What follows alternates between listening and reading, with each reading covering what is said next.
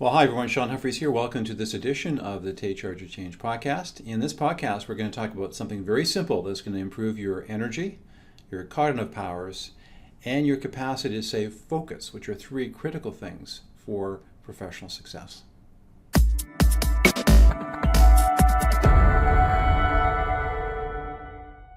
Well, this is an exciting time of the year. Mid-April is when we're doing this recording. And in the Northern Hemisphere, a lot of time is spent for cycling enthusiasts, and I'm one of them, in our bikes, on our trainers, inside, which is not a lot of fun.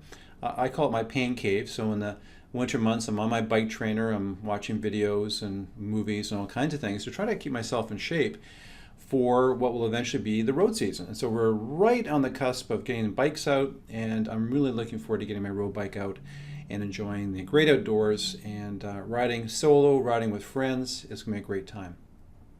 Now, that prompted me to put together this podcast, talk about a few things that we've alluded to in the past, but I just thought it'd be a good time of the year to remind us. We're sort of now into the first 4 months of the year, and how are things going for you professionally? Are you achieving your goals? And one of the things about aerobic exercise that's amazing about aerobic exercise is its ability to do three things, which I alluded to. Number one, aerobic exercise and exercise generally really improves our ability to focus, to stay focused for longer periods of time. Number two, it improves our energy, of course.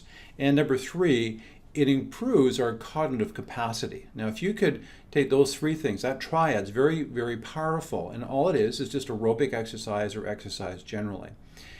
So the first thing that I'll talk about is a little bit about the link, obviously, between aerobic capacity and our ability to have energy. We've talked about this before. As you exercise, you improve what's called mitochondrial density. Those are the little cells in your body, those little organelles that produce energy. And the more mitochondria you have, the more energy capacity you have. And so one of the ways you influence that, not just diet, but also exercise. The other thing about aerobic exercise is that in the book Spark, which I'll have some links in the show notes too, there's been several studies that talk about the efficacy of aerobic exercise, how it helps our cognitive ability. And I'd really encourage you, if you want to look for some reading, how can I improve my professional capacity this year? Spark would be an excellent read, and you can see the connection between physical activity and our cognitive powers. The other thing that I would encourage you to do is you look at various ways to sort of get the exercise in to improve your cognitive powers is to embrace the idea that your heart rate is a really good proxy for your health. So in the Resilient Professional ebook, and you can get that book free, it's a free download if you go to the website takechargeofchange.com, and we have a lot of great information about the heart rate, how to track heart rate, that is a great proxy for health. And if you do this over a long period of time, I encourage you to do the following, is on a regular basis, take your heart rate and do it consistently. Probably the best time of the day is when you get up in the morning and you haven't done a lot of activity yet. Take your pulse, take your heart rate, and track that over time. And you'll begin to have a bit of a baseline that you can measure your overall health against. When you do that, and it's easy to do, you can just time just manually. You could use apps. There's a lot of apps that you can have for your smartphone that you can just put on your finger and it'll track your heart rate. But you'll begin to see anomalies. So if your body is fighting a cold, you're not feeling well, you might see a bit of a blip up in your heart rate. If you see it going down and maybe going too low, that could be a bit of an early warning sign as well. So that's the first thing, is engage in aerobic exercise and begin becoming mindful as to what your heart rate is, because that's going to give you some early warning signs in terms of whether a cold's coming on or whether you're under more stress than normal. And there's actually a worksheet in the Resilient Professional ebook to walk you through some exercises around that. So again, I encourage you to do that. The other thing is a lot of people engage in aerobic activity that is way too high intensity. So there seems to be this mantra out there right now that is almost against slow, steady kind of aerobic activity. But the reality is, for most people, that's where you need to start. You need to develop a very strong foundation, aerobic capacity, over a long period of time. If you just launch into high intensity interval training, which I think there's great utility to, that you could actually ruin your health. So the very thing you don't want to have happen happens. You get motivated, you go out for a workout 2 to 3 times a week, you engage in high intensity aerobic training because that seems to be what all the experts are talking about, and then within a few months you're burnt out or you have injuries.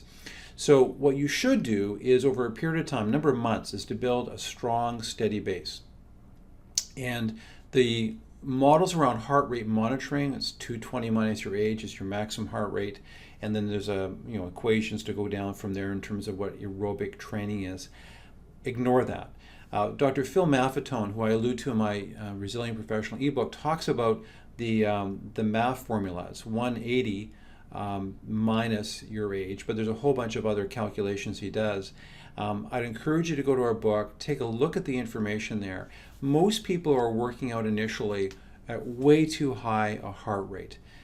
They have not conditioned their aerobic system. The aerobic system is working too hard and it puts too much stress on the body, and you end up crashing and burning from an exercise standpoint. So for many of us, our true aerobic heart rate is way lower than we think it is. And so you want to start very low and then work up over time, so that eventually what happens is you can work at higher and higher capacities at the same level of heart rate. So you become much more efficient in terms of your heart rate monitoring. So those are just a few comments about heart rate. So again, I'll summarize. Number one, aerobic exercise generally, but I would focus on aerobic exercise if you haven't engaged in any kind of activity on a consistent basis for a long time. It's going to improve your cognitive powers. In the book Spark, they talk about aerobic exercise as miracle grow for the brain to really create a fertile ground for much more synaptic growth and neural connections, so you just get smarter. Number two, your focusing powers improve through aerobic exercise. A great time to engage in exercise, doesn't work for everyone's schedule, is first thing in the morning though. That sets you up for a productive and focused, particularly first half of the day. And of course, mitochondrial density improves, your overall energy improves as you exercise, you improve that density so you can bring more energy to your professional career and to your family life as well. And then finally, don't push it too hard. Aerobic exercise is important. Look at the Resilient Professional ebook. We have a chapter there on tracking heart rate, so get in the pattern of tracking your heart rate as an early warning sign around potential problems, health problems, colds coming up, and become much more mindful of what's going on with your heart rate. And then number two, start at a very low, moderate heart rate for an extended period of time to build up your aerobic capacity. Anyway, I hope you enjoyed this edition of the Take Charge or Change podcast. If you lead teams or people and you're looking for strategies to improve productivity and to help your team to reach its objectives this year, make sure you reach out to us. We'd love to start a conversation about how we can develop customized programs to help your teams to have a great year. You take care.